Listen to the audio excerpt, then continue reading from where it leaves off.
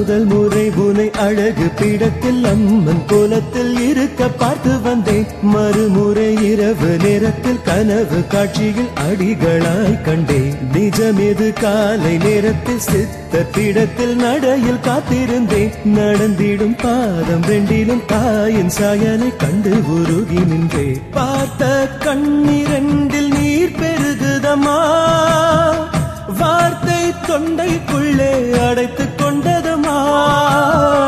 தெய்வத்தை பார்த்து விட்டால் பேச முடியுமா? பிறந்த குழந்தையை போல் மனசு ஆனதமா. யார் சொன்னதோ கடவுள்